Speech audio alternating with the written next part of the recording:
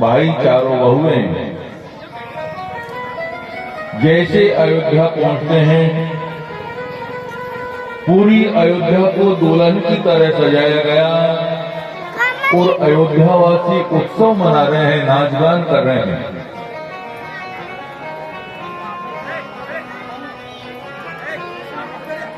विवाह के बाद प्रभु श्री राम अयोध्या में 11 वर्षों तक रहे।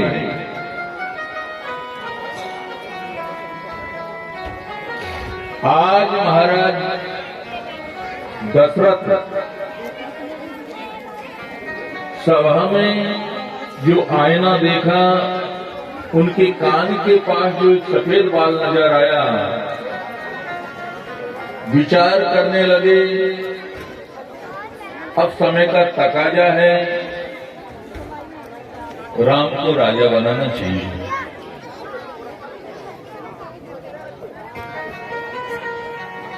अब जैसे गुरु वशिष्ठ से कहा महाराज दशरथ ने कि महाराज कल हम राम जी का राज्याभिषेक कर दें, लेकिन सुनो बन जाना पड़ा।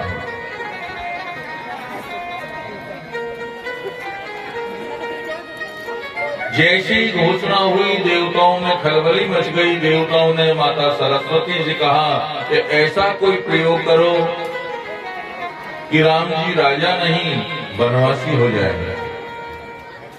माता सरस्वती ने कहा, रे देवताओं, तुम कितने बड़े स्वार्थी बन गए हो,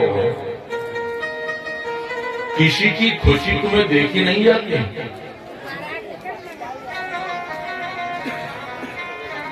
लेकिन देवताओं का आदेश पाकर के माता सरस्वती ने मंथरा की बुद्धि को पलट दिया।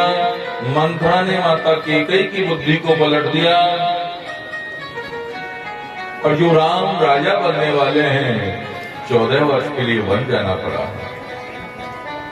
माता कैकेयी ने 2 वरदान मांगे।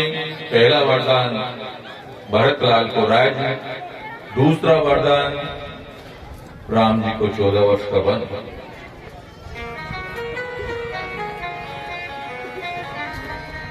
देखो, कई लोग कहते हैं कि माता कैकेयी ने अच्छा नहीं किया, लेकिन यहाँ बड़े हम संक्षिप्त कथा सुनते हुए जा रहे हैं, फिर भी थोड़ा एक संकेत हम आपको दे देते हैं कि माता कैकेयी जितना राम जी को प्रेम करती है उतना तो भरतलाल को भी नहीं करती है। इसका एक छोटा सा उदाहरण आप समझ लें। माता कैकेयी ने स्वप्न में एक महल का दर्शन किया और जो महल का दर्शन किया है, माता कैकेयी ने महाराज दशरथ से कहा कि महाराज, जैसा हमने स्वप्न में महल देखा है वैसा महल हमारे लिए बनवाओ। महाराज दशरथ ने देवताओं के जो शिल्पकार हैं विश्वकर्मा, उनको बुलवाया और कहा कि जो हमारी रानी ने स्वप्न में महल जैसा देखा वैसा का वैसा महल बना करके दो। और विश्वकर्मा ने उस महल का निर्माण किया। जो अयोध्या गए होंगे देखे होंगे कनक महल, कनक भवन जो है ना,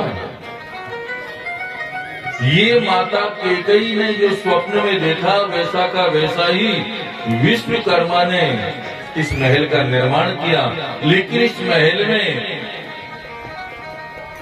रहने के लिए तैयार हो ही रही थी कि उसी समय समाचार मिला महारानी कैकेयी को कि राम जी का तो विवाह हो रहा है। जनकपुर से समाचार आ गया। जब माता कैकेयी को इस बात का मालूम चला कि राम जी का विवाह हो रहा है, तो माता कैकेयी ने उस महल में रहने का मन ही विचार, मन में जो था कोई बदल दिया कि अब हमको इस महल में नहीं रहना है। जब हमारी बहू अयोध्या आएगी तो मुंह दिखाई में हम उस महल को ही दे देंगे। वो कितना कठिनाई से महल मिला था, जो स्वप्न में देखा स्वप्न के अनुसार ही महल का निर्माण करवाया गया। उसको भी माता केकई ने कि जब राम जी का विवाह हो रहा है तो बहू को मुंह दिखाई में वो महल ही देंगे, अब हम नहीं रहेंगे इस महल में। इतना प्रेम करती थी माता केकई। लेकिन राम जी के लिए 14 वर्ष का वन ये राम जी के इशारे से ही सब कुछ हुआ था। राम जी ने पहले ही माता केकई से वचन ले लिए थे, मां हम आपसे कुछ मांगते हैं। क्या चाहिए बेटा? भगवान ने कहा, मां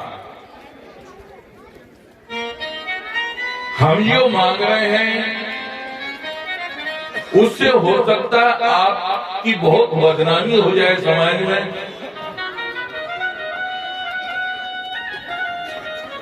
हम जो मांग रहे हैं उससे हो सकता तुम्हारा सौभाग्य ही चला जाए, यानी तुम्हारे पति की भी मृत्यु हो जाए, तुम विधवा भी बन सकती हो।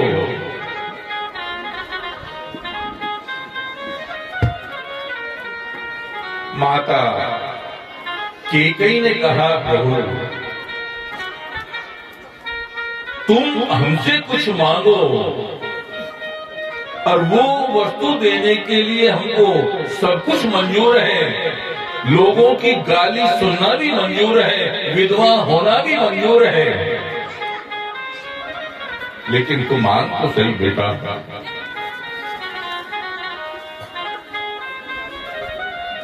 और यहां राम जी वचन लेते हैं कि मां कभी समय इतना आ जाए, कभी बात से पलट मत जाना, लोगों की बात सुन सुन करके पलट मत जाना, अपनी बात पर अड़ी रहना। वे राम जी ने पहले ही माता केकई से वचन ले लिए थे। हम तो सीधी कथा ऐसे सुनते हैं कि केकई ने भरत को राज्य मांगा, राम जी को वन मांगा, लेकिन ये सब भगवान राम की इच्छा से हुआ है।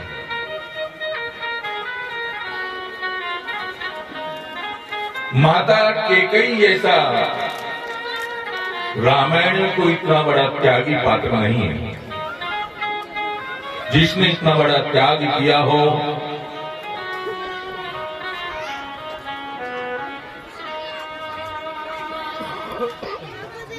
यहाँ माता केकई 2 वरदान जो महाराज दशरथ से मांगती है, भरतलाल को राज्य मिले, राम जी को 14 वर्ष का वन मिले।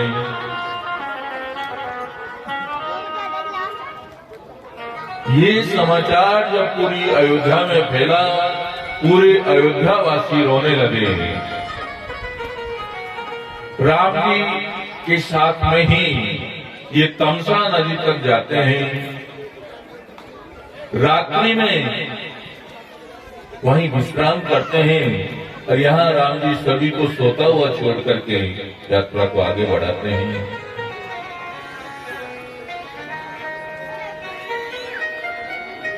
यहाँ प्रभु श्री राम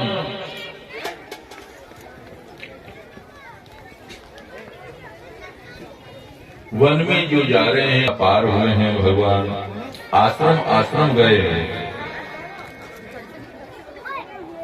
जो संत लोग तपस्या कर रहे हैं उनको अपने दर्शनों से धन्य करते हुए आगे बढ़ते जा रहे हैं। और भगवान चित्रकूट में जो बसे हैं, 14 वर्षों में 11 वर्ष तो भगवान चित्रकूट में ही बसे हैं। ज्यादा समय 14 वर्ष का भगवान ने चित्रकूट में ही बिताया है।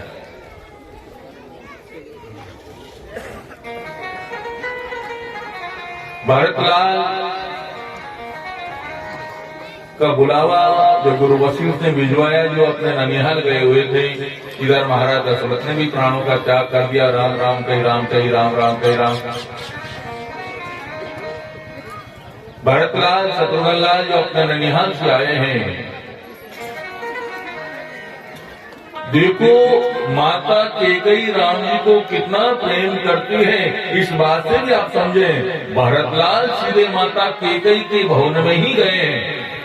भरतलाल जानते हैं कि ज्यादा समय तो प्रभु श्री राम माता कैकेयी के पास ही रहते हैं।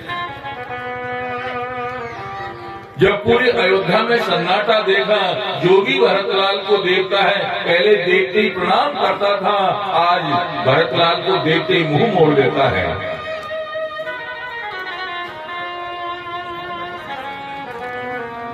भरतलाल ने मन में सोचा कोई न कोई घटना जरूर घटी है, मैं चलकर के प्रभु श्री राम से पूछूं ऐसा क्या हो गया अयोध्या में, सन्नाटा कैसे छाया हुआ है। और राम जी से मिलने के लिए ही माता कैकेयी के महल में जाते हैं। जब वहां मालूम चलता है कि राम जी तो वन गए हैं, भरतलाल ने कहा, मां आज से तू मेरी मां नहीं है, तुझे जो राम प्रिय नहीं, तुमसे मेरा कोई रिश्ता नहीं आज से।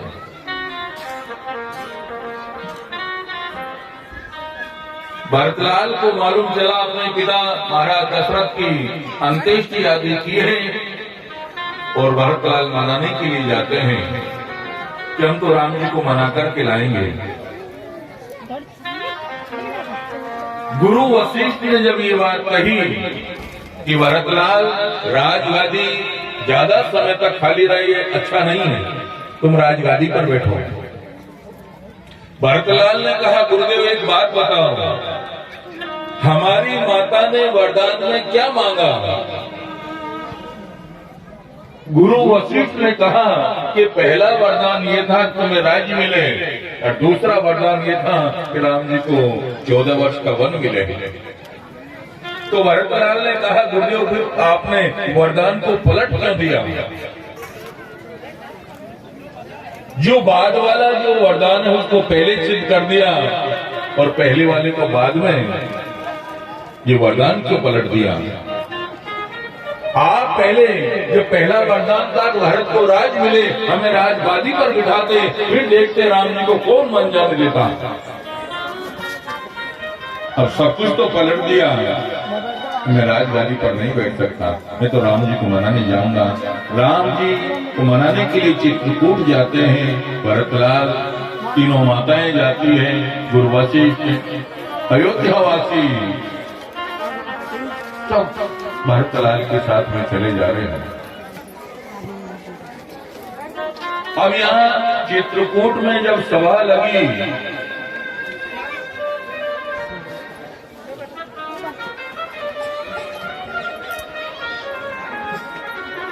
जब चित्रकूट में सभा लगी, राम जी ने कहा,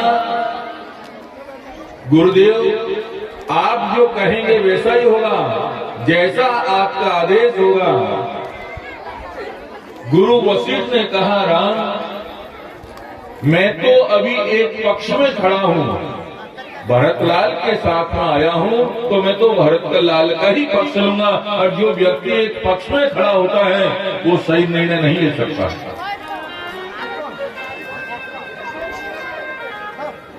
निर्णय आपको ही लेना है।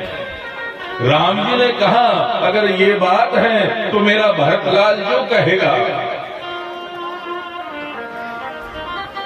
वो हम सबको मान्य होगा। तो सभी अयोध्यावासी प्रसन्न होने लगे कि भरतलाल तो पहले ही मनाने के लिए आए हैं। अब तो राम जी वापस अयोध्या चलेंगे ही चलेंगे। राम जी ने कहा, भरतलाल निर्णय आपको ही लेना है, 15 मिनट की मीटिंग। लेकिन एक बात ध्यान रखना, ये बताओ हमारा कुल कौन सा है। बोले रघुकुल। रघुकुल की रीत क्या है। बोले रघुकुल रीत सदा चली आई, प्राण जाए पर वचन न जाए। तो भरतलाल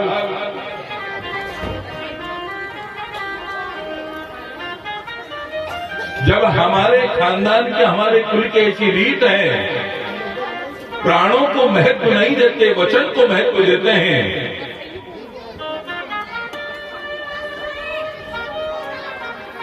वो ऐसा कौन सा वचन है जिसको हमारे पिता महाराज वचन को तोड़ नहीं पाए?